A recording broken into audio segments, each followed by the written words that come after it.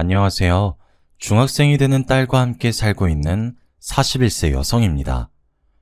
저는 2년 전에 배은망덕한 인간들 때문에 지옥의 불구덩이에 빠졌다가 겨우 살아났습니다. 저를 지옥으로 밀어넣은 인간들은 시댁 식구들이었죠. 시댁 식구들은 신혼 때부터 한통속이 되어서 돈 없고 가난한 친정과 저를 벌레 보듯이 하였습니다. 그때 당한 서러움과 억울함은 책으로 써도 몇 권은 될 정도였는데요. 그래도 여자로 태어난 업보라고 생각하고 고된 시집살이를 눈물로 참아냈습니다. 시댁 식구들을 가족들이라고 생각하고 시댁이 경제적으로 힘들어졌을 때 시댁을 다시 일으켜 세우려고 했죠. 그런데 그 인간들은 제 뒤통수를 치고 인생을 끝장내려고 했습니다.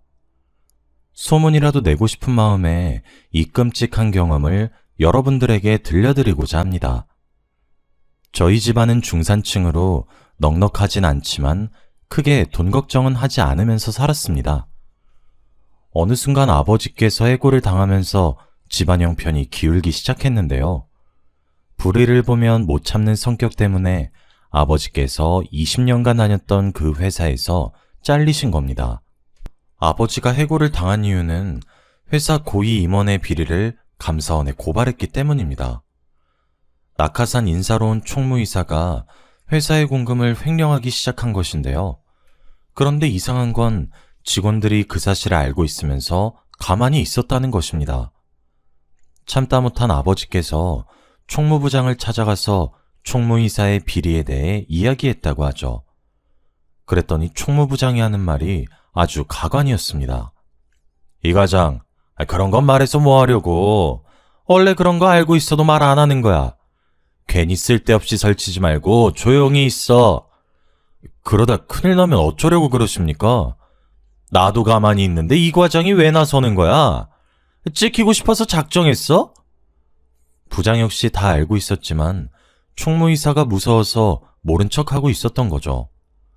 아버지는 몇 달간을 고민하다가 총무이사가 공금횡령을 하고 있다는 증거들을 모아서 감사원에 투서를 넣었습니다. 그 사실을 안 총무이사가 괘씸한 아버지를 잘라버렸는데요. 아버지도 모른 척 넘어가려고 했지만 2년 동안 계속해서 크고 작은 비리들이 터졌다고 합니다. 회사를 위해서 결단을 내렸는데 오히려 손가락질을 받게 된 거죠. 그리고 아버지가 모르고 있던 비밀이 하나 더 있었습니다. 공금횡령은 총무이사 혼자만의 비리가 아니었던 건데요. 아버지가 건드린 비리는 다른 임원과 거래처까지 줄줄이 엮여있던 대형 커넥션이었다고 해요. 심지어는 회장까지 연관되어 있었다고 합니다. 회장이 회사 공금을 빼돌리기 위해서 친척을 총무이사 자리에 앉힌 것이었어요. 그래서 누구 하나 건들지 못하고 있었는데 아버지가 건드렸으니 블랙리스트에 오를 수밖에 없었죠. 재취업에 번번이 실패하는 이유를 알아보니 총무이사를 비롯한 다른 임원들이 거래처를 통해서 아버지의 재취업을 원천 봉쇄하고 있었습니다. 6개월 넘게 새로운 직장을 알아보았지만 저희 아버지가 인력사무소를 전전하는 신세가 되어버렸어요. 그러면서 아버지의 성격이 이상하게 변하기 시작했습니다. 갑자기 밥을 먹다가 숟가락을 던지며 엄마에게 소리를 지르기 시작하셨습니다. 당신 왜 그런 눈빛으로 쳐다봐? 내가 우스워? 지금 내가 웃음냐고? 아니, 내가 언제 당신을 무시했다고 그래요. 방금 한숨 쉬면서 혀 차는 거 다 봤어. 돈 못 벌어온다고 지금 무시하는 거잖아. 아니에요. 당신이 오해한 거예요. 듣기 싫어. 아휴, 이놈의 집구석. 이젠 마누라랑 자식 새끼까지 날 무시하네. 다정하고 부드러웠던 아버지는 무능한 가장이란 자책감에 엄마 아재에게 자주 화를 내셨습니다. 어쩔 때는 폭력까지 휘두르셨어요. 그러다가 3년 뒤에 병을 얻어서 세상을 떠나셨는데요. 3번에 걸친 수술과 2년간의 병원 생활로 5천만의 빚을 안겨주었습니다. 이런 상황에서 제가 할 수 있는 방법은 하나밖에 없었습니다. 고등학교를 졸업하고 직장을 구해서 빚을 갚아나가야만 했죠. 그때 회사에 들어가서 남편을 만나게 된 것입니다. 제 남편은 제가 일하던 회사의 사장 아들이었습니다. 격리 일을 하면서 남편을 지켜봤는데 사장인 아버지 밑에서 일을 배우고 있더라고요. 그러다 번번이 눈이 마주쳐서 난감한 상황이 펼쳐졌습니다. 남편이 저를 마음에 들어하는 눈치더라고요. 정혜 씨, 오늘 시간 되면 같이 저녁이나 먹을까요? 저는 사장 아들이라 신기해서 쳐다본 것인데 제 눈빛이 호감의 눈빛이라고 생각한 모양이에요. 저한테 데이트 신청을 하길래 어색한 미소만 지었어요. 가만 보니까 한 번 차였다고 기죽지를 않더라고요. 퇴근 시간만 되면 같이 밥 먹거나 술을 마시자고 졸라댔어요.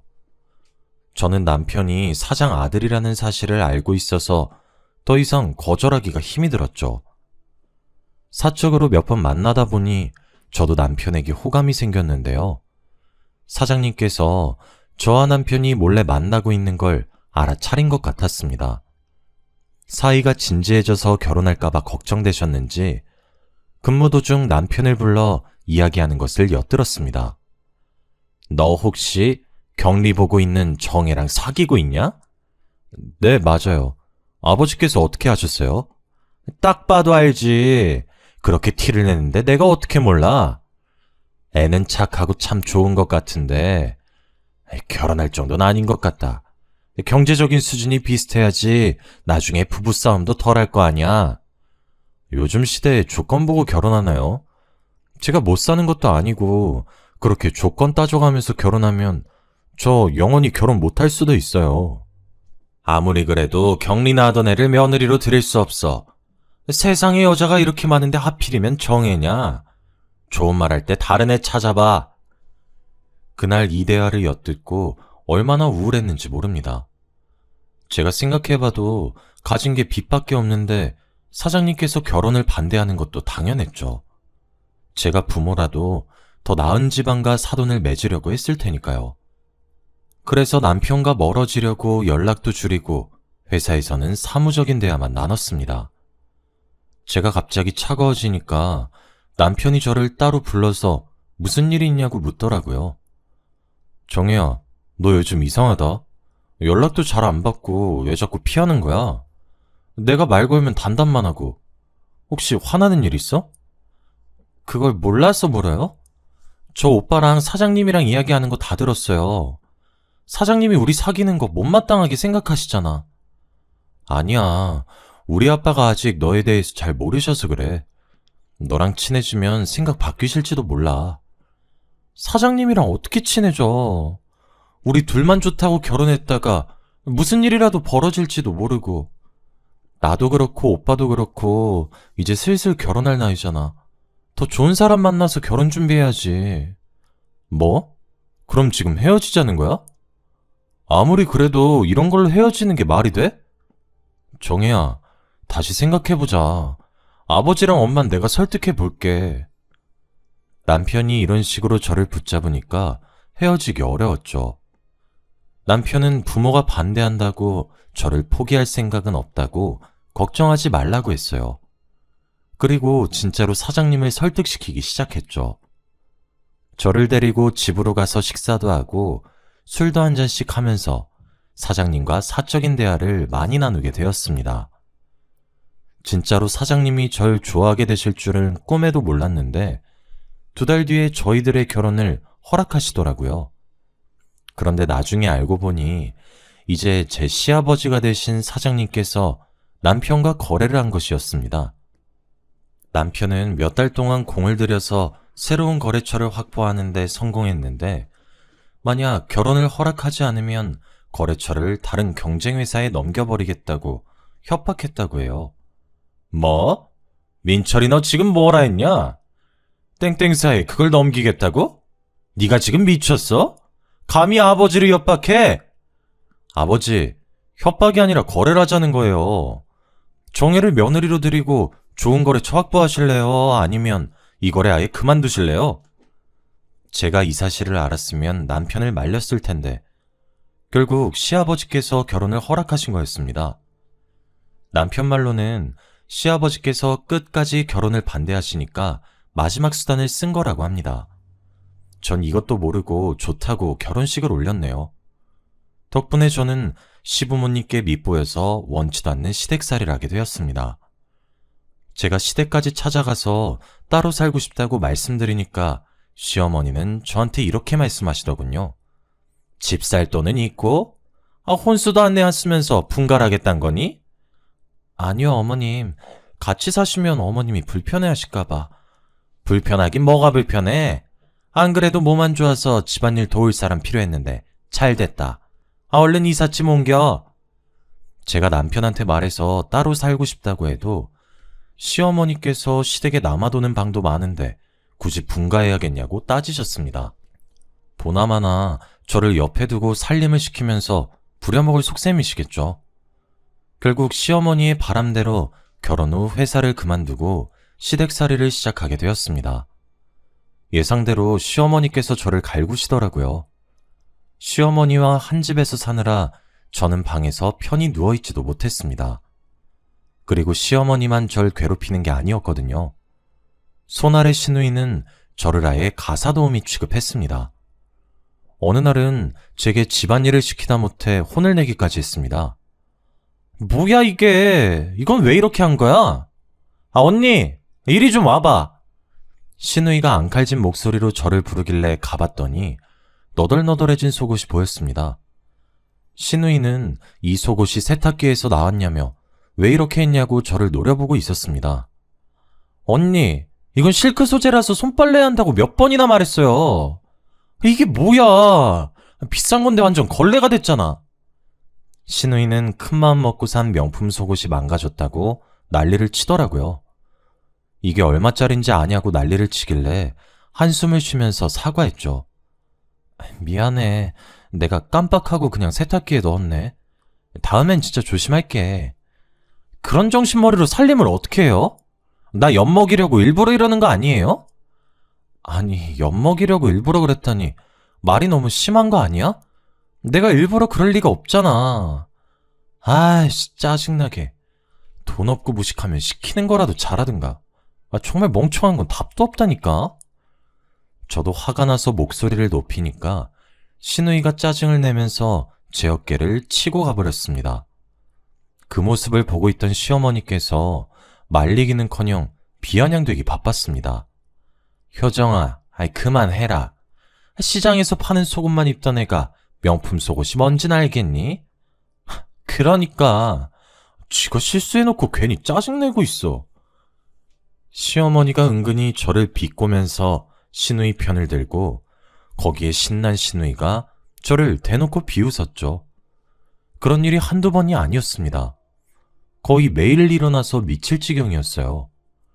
두 모녀는 제가 뭘 해도 마음에 들어하는 법이 없었고 늘 잔소리하고 구박만 늘어놓았습니다.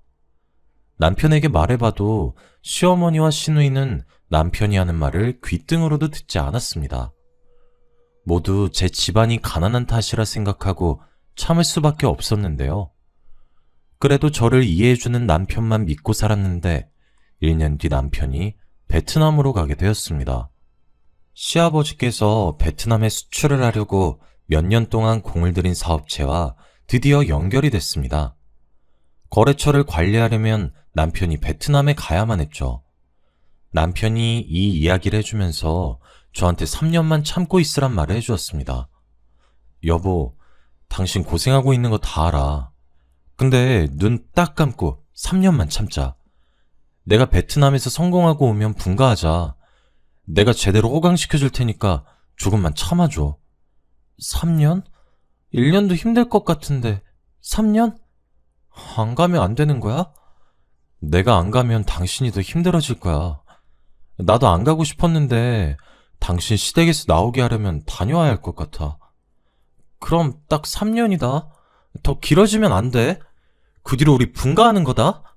나랑 약속해. 남편을 베트남으로 보내는 대신 돌아오면 꼭 분가하기로 약속했습니다. 다행히 베트남에서 아예 사는 것이 아니라 3개월이나 6개월에 한 번씩 한국으로 들어올 수 있었습니다.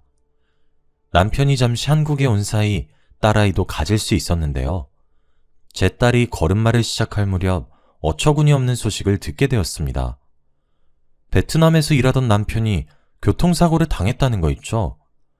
게다가 며칠 후에 세상을 떠났다는 소식을 뒤늦게 알아서 베트남으로 가게 되었습니다. 그곳 대사관 직원을 만나 병원으로 가니 정말 남편이 죽은 채로 누워있더군요. 갑작스러운 충격에 말도 나오지 않았지만 저는 남편의 시신과 함께 한국으로 돌아와야만 했습니다. 그런데 한국에 돌아오자마자 시어머니께서 싸늘한 눈빛으로 저를 쏘아 붙이셨죠. 네가 왜 여기 있니? 남편도 죽었는데 네가 무슨 염치로 이 집에 빌부터 사려고 하는 거야? 당장 짐 싸서 나가! 시어머니께서 저를 내쫓으려는 것도 모자라 남편이 베트남에서 죽은 걸 제 탓으로 돌렸습니다. 집안의 며느리 잘못 들이면 서방 잡아먹는다는데 그 말이 딱 맞네. 너 때문에 우리 아들이 죽었어. 그게 왜 제 탓이에요? 정말 해도 해도 너무하세요. 아니 인연이 뭘 잘했다고 눈을 치켜뜨고 소리를 질러? 억울해서 그래요. 그동안 무시당한 것도 억울한데 남편 죽은 지 며칠이나 지났다고 저를 쫓아내려고 들어요? 양심 없는 년? 너까지 꽤 억울하다고? 듣기 싫으니까 당장 이 집에서 나가. 네, 나갈게요. 있으라고 사정해도 나갈 거라고요. 남편 장례만 치르고 바로 나갈 거니까 제발 저 좀 내버려 두세요. 남편 잡아먹은 년이 무슨 염치로 장례를 치른대? 절대 안 된다. 더 이상 볼 생각 없으니까 썩 나가거라. 시어머니께서 끝까지 고함을 지르길래 눈물을 머금고 나왔습니다.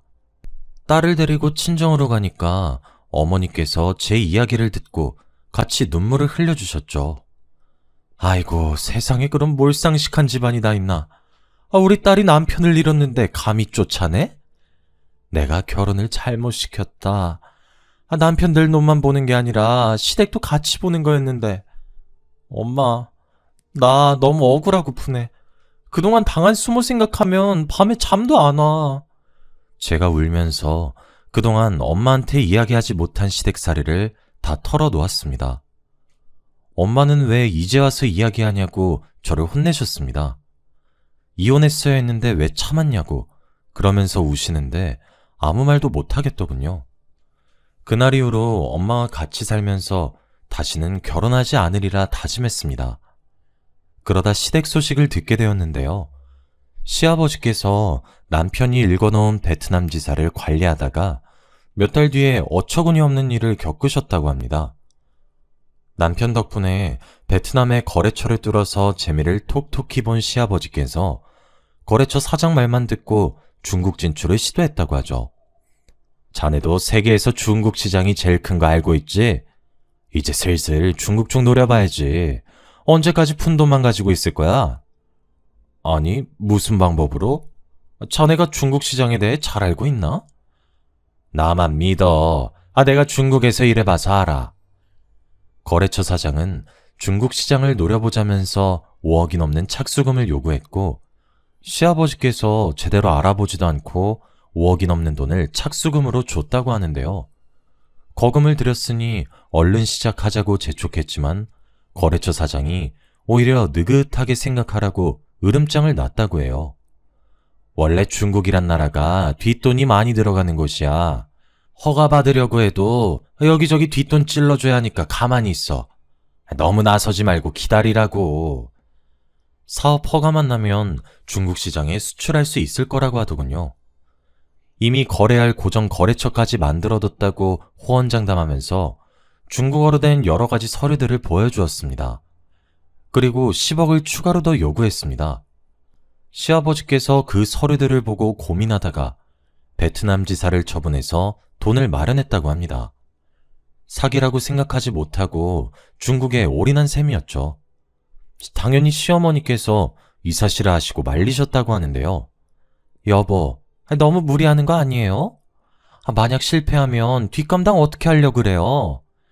걱정하지 마. 조 사장이 누굴 속이고 뒤통수 칠 사람은 아니니까. 이제 통관허가만 나오면 끝난대. 조금만 기다리고 있어. 그 사람이 뭔데 그렇게 믿으시는 거예요? 아무리 생각해도 사기꾼 같은데. 사기꾼은 무슨 사기꾼이야? 아무것도 모르면 가만히 있어.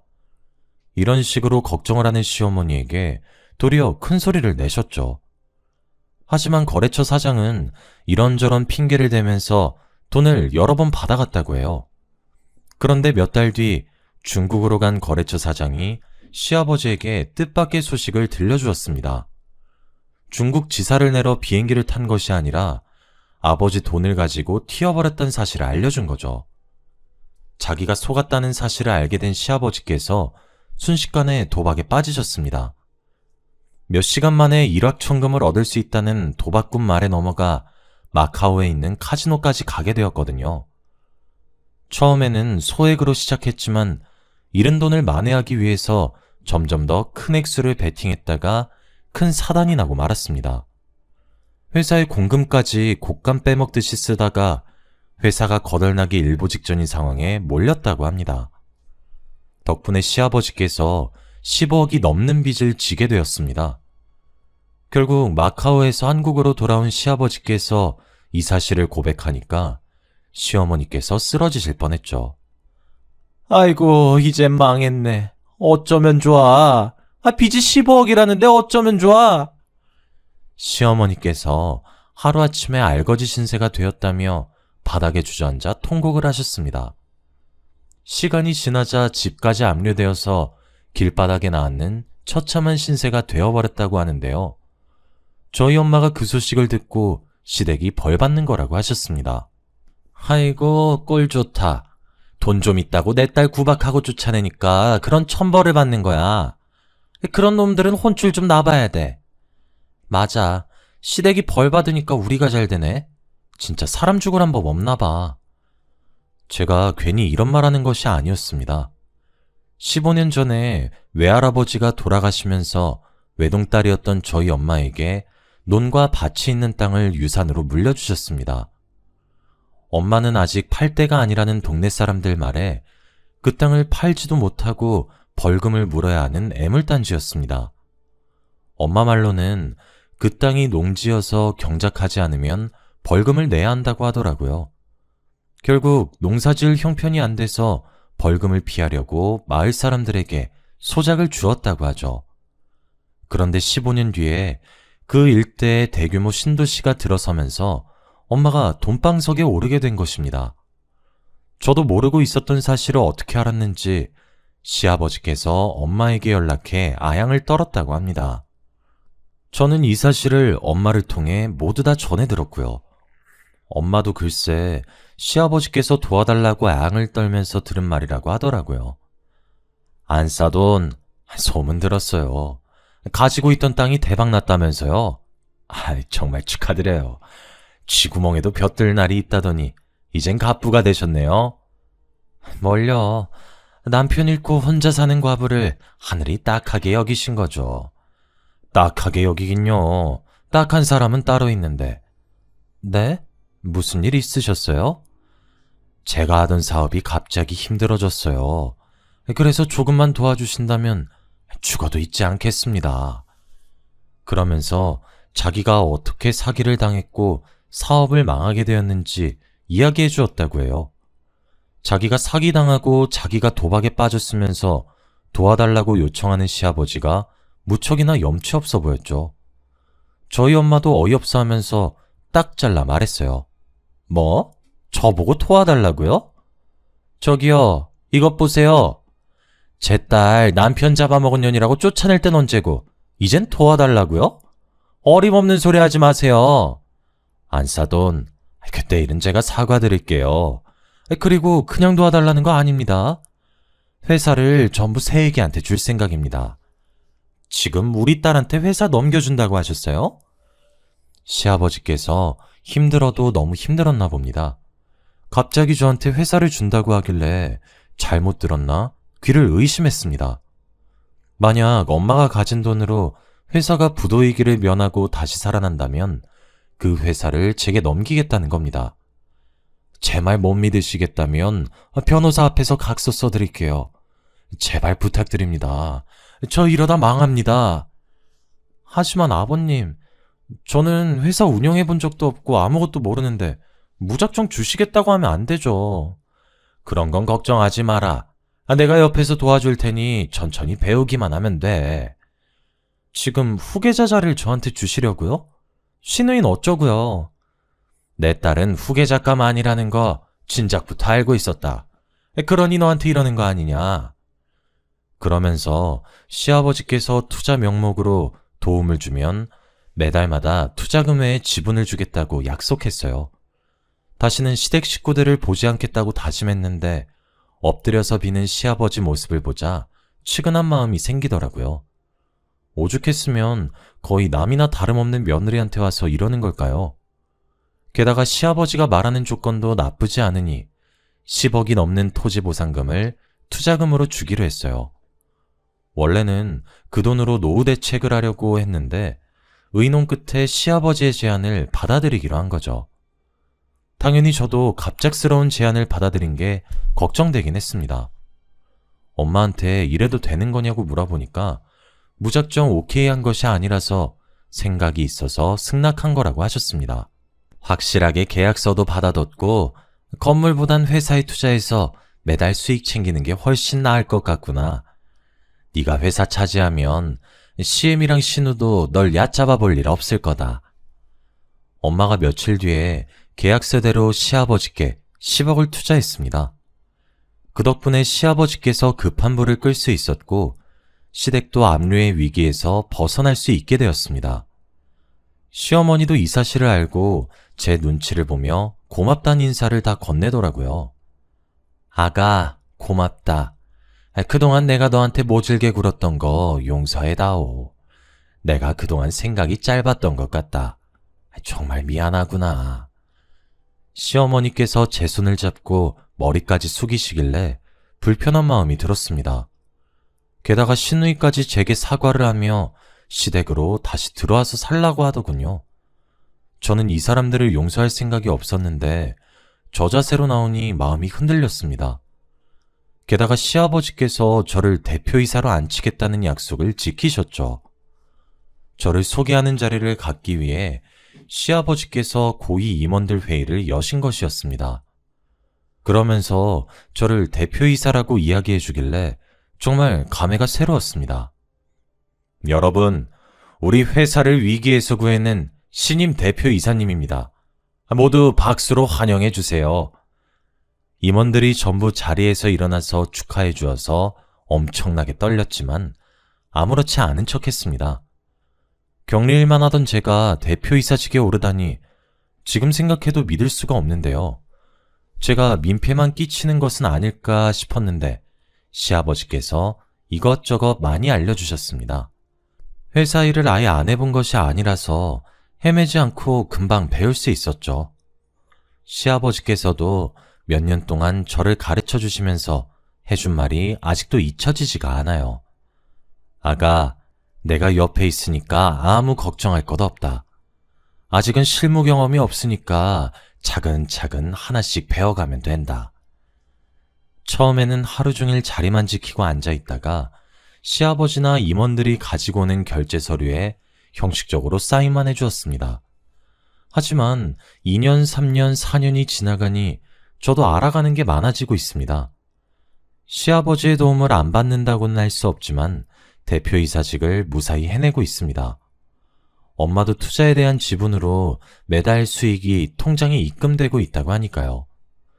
걱정할 거리가 점차 사라져가고 있다고 말씀하시더라고요. 아이고, 내 팔자의 걱정은 무슨 사치다, 사치.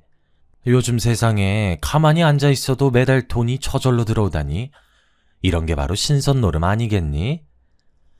이러다 돈 가지고 도망가는 게 아닐까. 시아버지를 믿지 못하던 엄마도 이젠 마음 놓고 시아버지가 하는 말은 전부 믿게 되었습니다. 저도 아버님을 믿게 되면서 사이도 돈독해져 갔죠.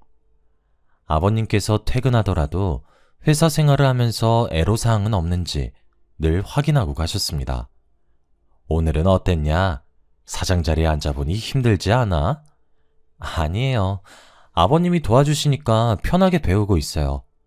아버님이 언제까지 도와주실 수 없으니 저도 하루빨리 제 몫을 해나가야죠. 부담 갖지 말게.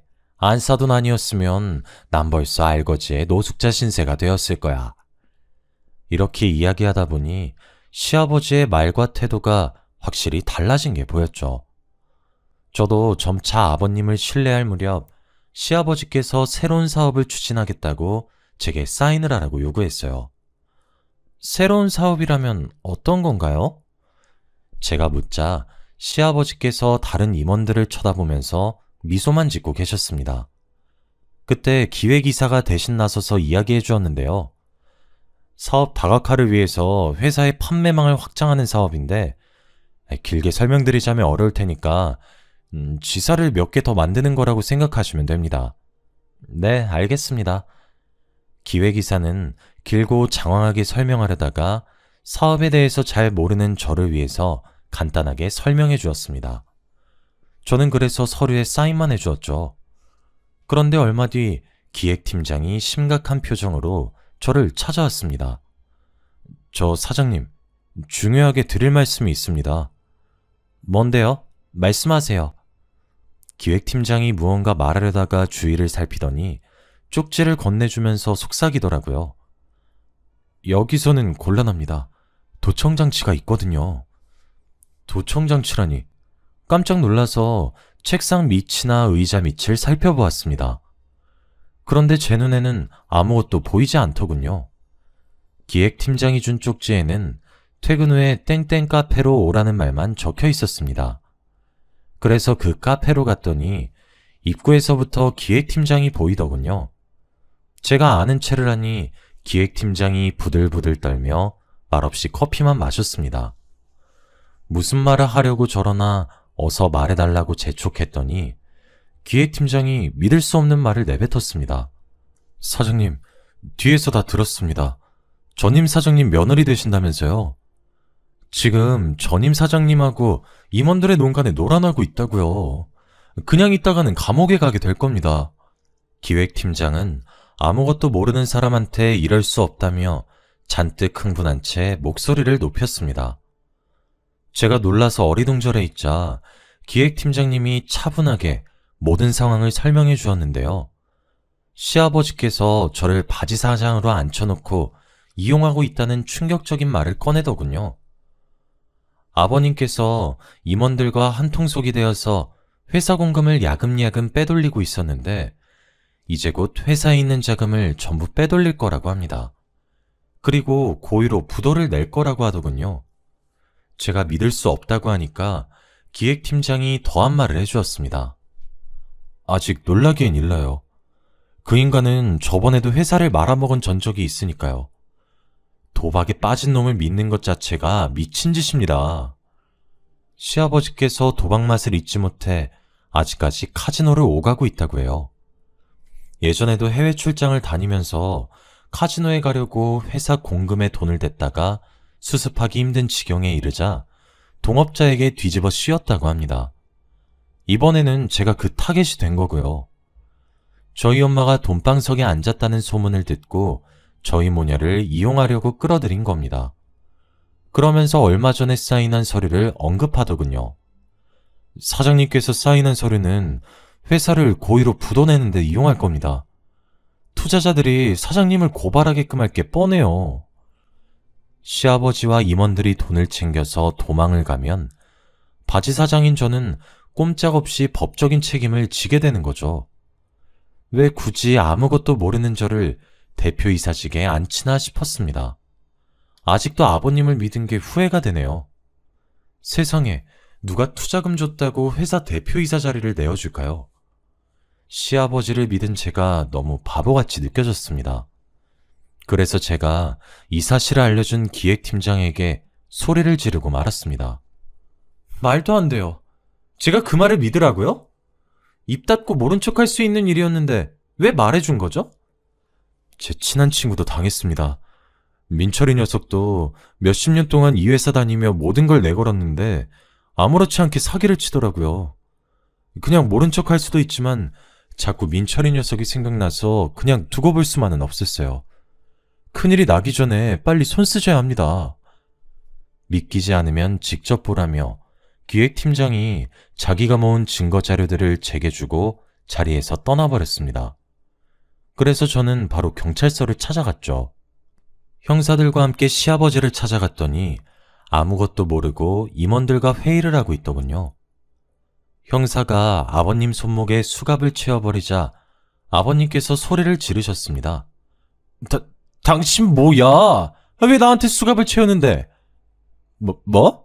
네가 신고를 했다고? 아가, 이게 무슨 짓이냐? 네가 뭘 단단히 오해하고 있는 모양인데, 난 아무것도 안 했다. 일단 수갑 풀고 이야기 좀 나누자. 끝까지 오리발 내밀 셈이세요? 당신이 회사 돈 챙기고 도망가려고 했잖아. 형사님, 전 이분이랑 이야기할 생각 없으니까 빨리 경찰서로 데려가 주세요. 형사가 아버님을 데려가자 어이없는 일들이 드러나기 시작했습니다. 시어머니도 시아버지의 계획을 알고 있었지만 일부러 숨기고 있었던 거였어요. 그 사실을 알고 엄마가 시댁을 찾아가 난리를 피우셨습니다. 다짜고짜 물건을 집어던지다 못해 시어머니의 뺨을 갈겨버렸죠. 네가 미쳐도 제대로 미쳤구나. 돈에 미쳐서 며느리를 감옥에 보내려고 해? 네 년도 감옥에 들어가야 해. 두고 봐. 내가 꼭 감옥에 넣어줄 테니까.